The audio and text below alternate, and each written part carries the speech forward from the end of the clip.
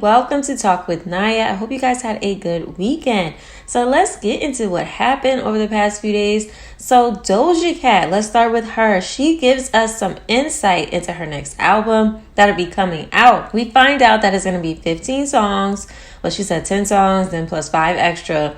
And that they're going to be fully rap songs. Now, remember back in the summertime, Doja Cat was saying she's going to have a rock album, child. She's going to have all different types of music. We didn't know what kind of album we were going to get, basically. So now she's saying they're fully rap songs. Doja Cat says she's done with making pop music, which is very surprising. She said, no more pop. Pop isn't exciting to me anymore. I don't want to make it.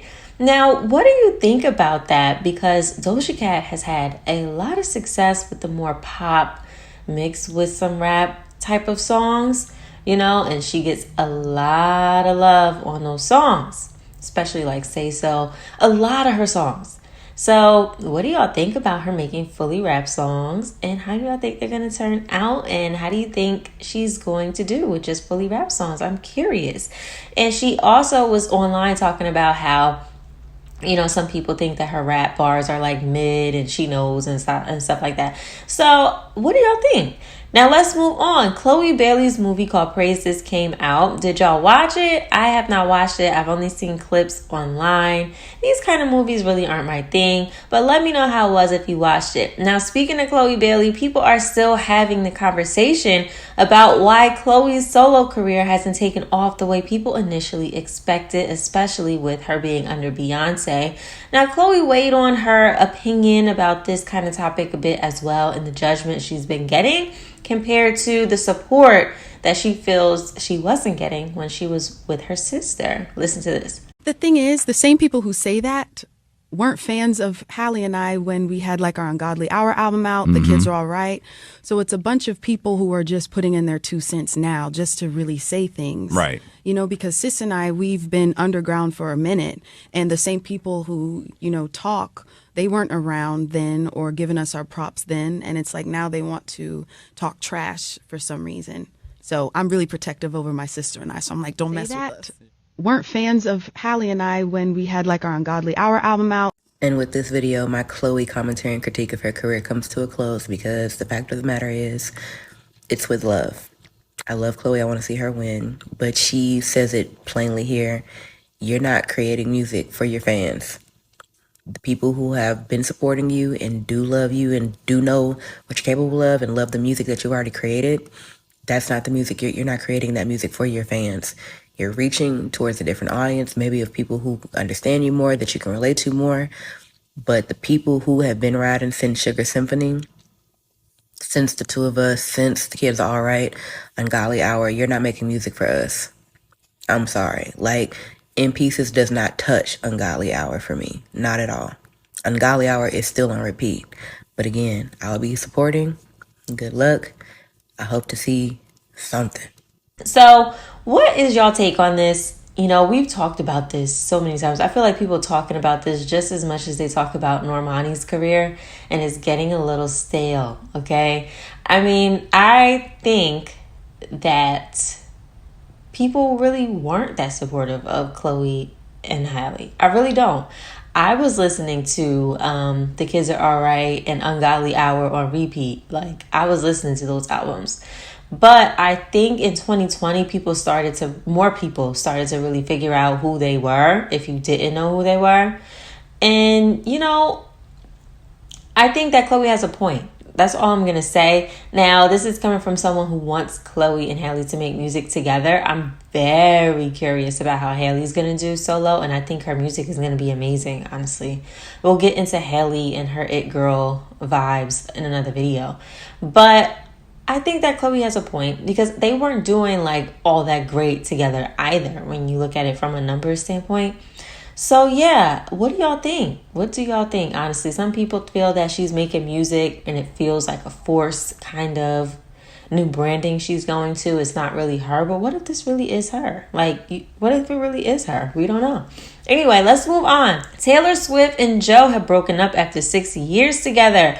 I wonder what happened between these two. Let me know down below. Now, for Remember, we used to spend a lot of time talking about Tory Lanez and Megan Thee Stallion and that trial and everything, okay, earlier this year. Now, Tory Lanez's request to get a new trial in the Megan Thee Stallion shooting case has been denied. It looks like Tory Lanez doesn't have too much luck on his side with this case. All right, it looks like he's going to be behind bars for a minute. Now let's move on and talk about Doja. So is Doja's new song What It Is a flop? Someone said this song had the potential to be a global smash hit. And then someone else said it literally came out 3 weeks ago. The way y'all consume and disregard music quickly is so disrespectful. What y'all think about that? I love this song. I be having it on repeat all the time. I listen to the solo version. I love this song.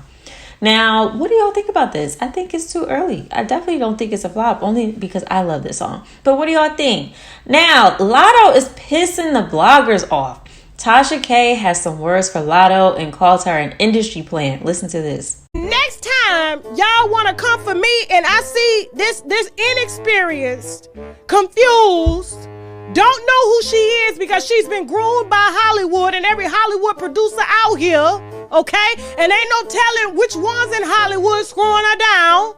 All right, she's just trying to get in where she fits in because there's competition coming behind her, and she still, since 10 years old, hasn't figured out who she is because she's an industry plant. Now they want to plant it in your ears, and y'all listen to her advice and no wisdom because she ain't lived long enough, okay? She ain't even comfortable enough with coming on camera to say which married man is buying her Lambos to be quiet. Jason Lee also aired out Latto and claimed that she tried to pay Hollywood Unlocked to take down the post of her tattoo, the 21 Savage tattoo that, we were talking about a while back.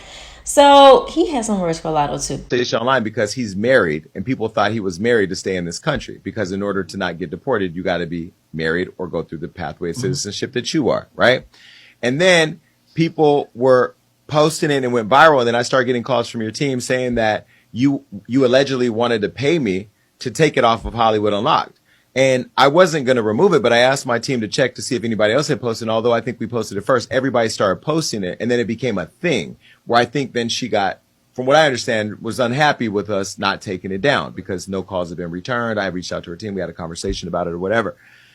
And so to go and then ask Chloe if she was allegedly in a sexual relationship with Quavo, asking the T, how can you do a show and be legitimate as a show person when you don't want your own tea spilled and won't own up to sip your own? So I don't know why Latto is upsetting the bloggers.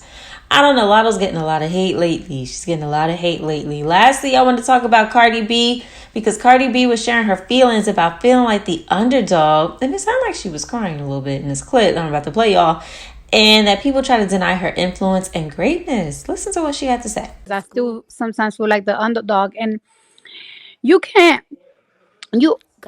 I know that I'm pretty successful, but every other day I do feel like the underdog because every other day people still try to deny my greatness, which, you know what I'm saying? People try to deny my influence. People try to deny the doors that I open, but I don't give a fuck what they try and deny because at the end of the day, my influence is on these bitches. You know what I'm saying? My influence is on these bitches' videos, on these bitches' fashions, on these bitches' aesthetics, on the way these bitches talk, on these bitches' characters. You know what I'm saying? Like, it's, you know what I'm saying? People could, It's undeniable. they deny it, but I see it. So that's how I be feeling. The aggression that I have on Get Up, and that's how I still be feeling. So yeah. So let me know how y'all feel about that with Cardi B. Comment down below. If you're not subscribed, make sure you subscribe to the channel, and I'll see you in the next one. Bye.